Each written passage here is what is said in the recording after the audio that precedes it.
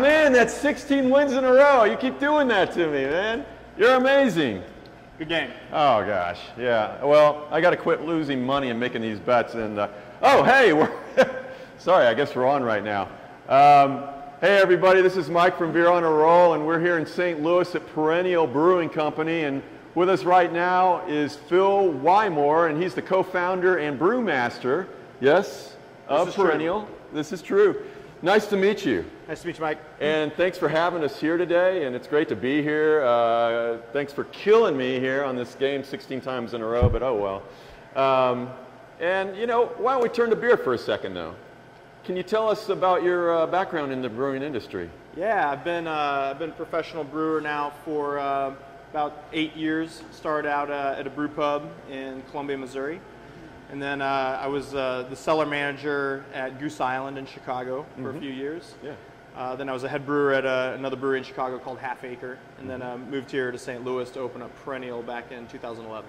Ah, all right. And what started your passion for beer? Did you do any home brewing, or did you know some people who were in the business? How did that happen?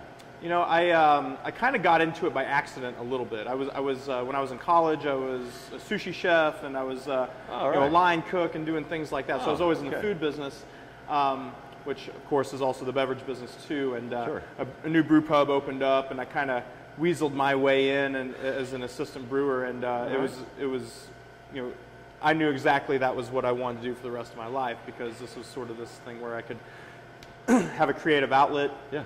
I could work with my hands, you know, and I could also geek out on the science and the things that are required to make good beer. So. Oh, nice. So everything that you have that passion for was all brought together. Very nice. Exactly. So here at Perennial, how long have you been here? We've now been open for a little over a year and a half. Our 2-year anniversary will be in September. Congratulations. And how's it been going? How's business? It's great. It's great. We distribute here. Here in St. Louis. We also distribute in Kansas City, New York, DC, Philadelphia, and Chicago. So. Goodness, wow, you really reach out. Yeah. Okay. And why the name Perennial? You know, when I was making beer, for me is easy. Naming breweries is kind of hard, and you know, you only have one shot to name your brewery. So I had a really long list of crappy names, and it's like, man, I don't know how I'm going to do this. So I decided to let the image drive this first. So our logo is a ginkgo leaf. I've always been into ginkgo trees. They're really cool. They're distinct.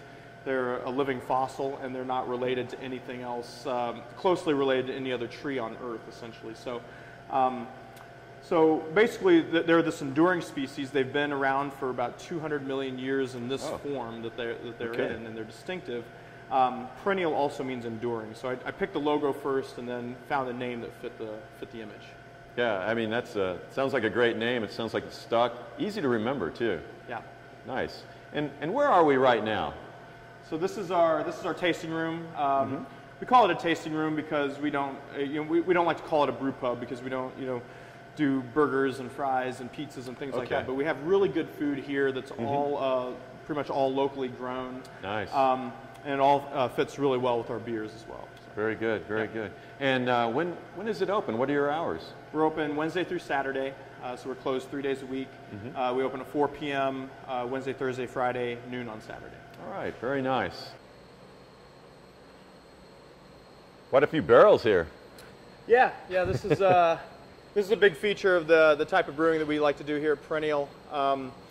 We have about 150 of these barrels filled now. We started filling barrels within a couple of months of opening, and this is a beer that takes a long time. It might be 12 months, might be 18 months, and so we had to start filling them right away so that we can now have barrel-aged beers ready to go. So, we've got, like I said, about 150 of these, but they represent probably about 20 different beers. So what we have is a lot of really limited volume, small releases. And some of these are bourbon barrels, some of them are wine barrels. And so we're trying to do a little bit more traditional Belgian-style barrel aging with wild yeasts, and we also do a little bit of high alcohol spirits barrel aging as well. Okay. Now, is it intentional that you're using bourbon and wine barrels to give it a distinctive taste?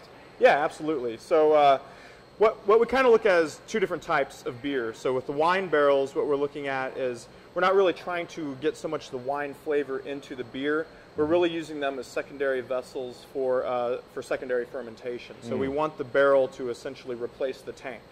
Okay. And the porosity of the wood allows different organisms to take up residence there and kind of hang out for a while, so, which is nice. But with the bourbon barrels, what we do want is the character of what was in there before. So so bourbon, you know, the wood character itself, also to be infused in the beer.